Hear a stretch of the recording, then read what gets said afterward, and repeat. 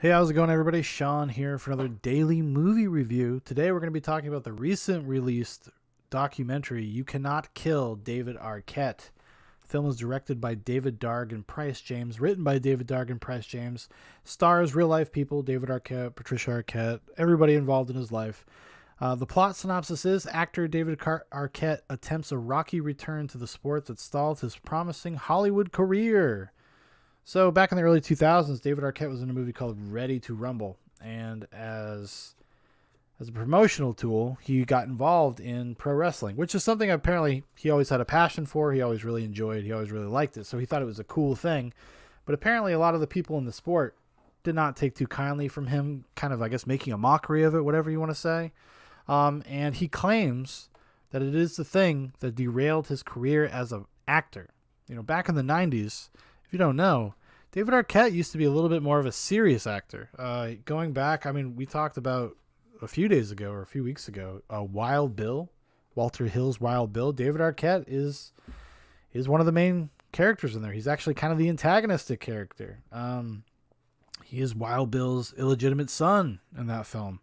And he's got a whole strew of stuff like that. Even after Ready to Rumble, I mean, around the same time, he does like Ravenous. Obviously, the Scream movies, which is a little bit more tongue-in-cheek, but not an entirely comedic performance. It is a performance, you know. He was an indie guy. He did a lot of indie movies, a lot of interesting stuff back in the 90s, and he kind of felt like it made him a joke, and it stalled him out. And he's always had a chip on his shoulder about it. And he's got all these personal problems and personal demons. He was an alcoholic and a drug abuser and put people through hell throughout his life, and he feels like if he can accomplish this thing, he'll be able to get back some of his sense of self, his sense of ego, his integrity back. It'll make him more of a complete person if he can prove to himself that he can take this seriously and do the training and do the work, that it'll kind of enlighten him or make him self-actualized, for lack of a better way to put it. Become the Ubermensch, the Uber Arquette. And the whole movie is just full of his friends and family saying like, "Oh, you always really like wrestling. I really wish he would pull his shit together. I really wish that, he would just not be depressed and feel good about himself." It's kind of the typical stuff. And I don't say that way to be completely dismissive. It is a little bit, I don't know. I was not really completely taken with this. People are really loving it. People are like, "Oh, it's just the heartwarming kind of against the odds documentary that we all needed right now." David Arquette gets to be a stand-in for everything that ever went wrong in your life. And now you're getting to vicariously experience a person pull them out of the dregs, which is kind of true and kind of not. I would say a lot of this movie feels very manufactured, almost maybe in a meta sense, in the same way that like professional wrestling is manufactured. Not every aspect of it, of course. I do think it seems like he was actually had a lot of physical ailments. I mean, he's an older guy. He's in his late 40s. Like, he's not a spring chicken. Going out and doing this stuff when you're that age is kind of stupid. Especially when you're not, you haven't been training for it your whole life. It's not something he's been doing. So, causes him a lot of physical pain. He has to go, physical therapy and whatnot. It's a tough road to hoe to come back into this stuff, especially he has to start on the indie circuit. He wants to go for real, and those guys, they'll go for it. They'll do some wild shit. It's like if you ever see the film The Wrestler, this is kind of like David Arquette's The Wrestler in terms of the kind of stuff that he has to do. And I don't know, like, I don't really have a ton to say about the movie, honestly. I think it's like a competently made documentary. It has moments that are interesting in terms of just introspection, a person kind of taking inventory of their lives and why they ended up where they were and some of the things that happened. But I just don't, it feels just like just like a very weird, short-sighted, immature look at what David Arquette is allegedly going through in this movie. It does not delve very deep at all. Like, this is a very superficial movie, very superficial in terms of his relationships with other people and how his behavior has affected their lives, et cetera, et cetera. It does not, it like touches on everything, but never feels like it really wants to go very deep into it. Because at the end of the day, this is like a positive movie, and it's a positive spin on David Arquette and his life. He's the lovable asshole. He's the lovable mess. You don't mean anybody no harm. Like, that's the kind of the way they posit it.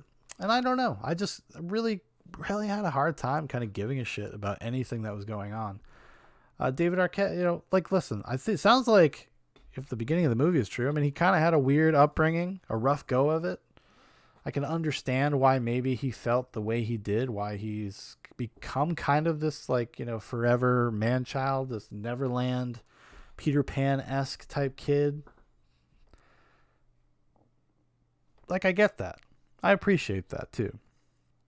And I'm not trying to be overly judgmental of Mr. Arquette here. But it's also makes it very distancing as, like, for me. I just don't really connect with him at all. Not in the ways that the documentary clearly wants me to. Like, I never thought he just seemed like a jerk.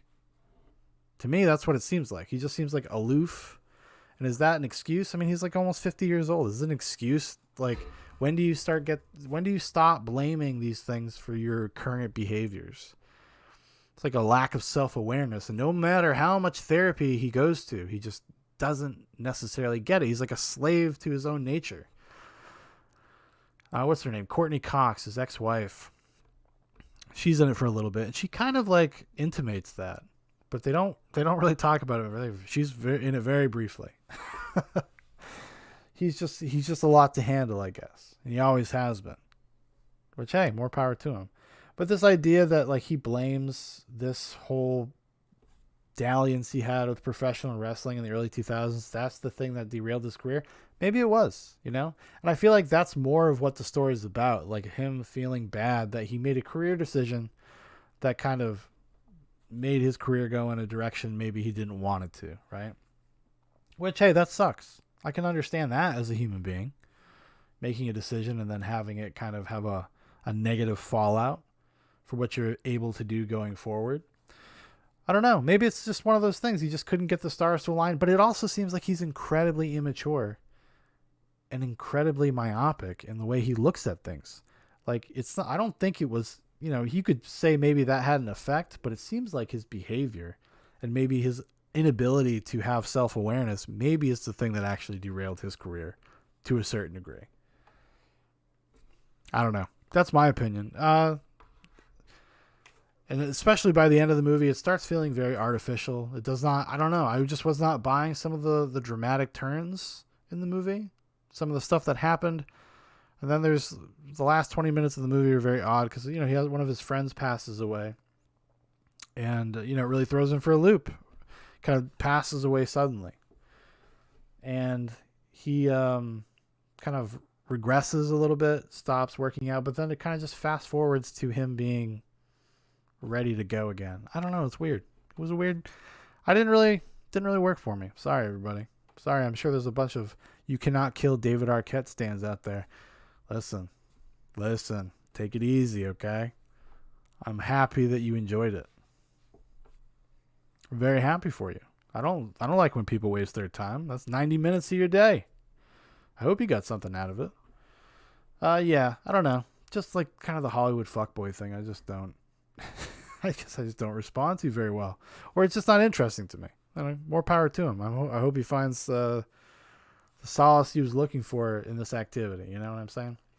All right, everybody. Thank you for watching. Thank you for listening. If you'd like to know more about Zoobox, you want to keep up to date with everything Zoobox Nation, bunch of links in the description for Facebook, for Instagram, for my personal Twitter. Also, Dan's Twitter's on there. If you'd like to make a recommendation for one of these daily videos, drop it in the comments. We'll put it on the list.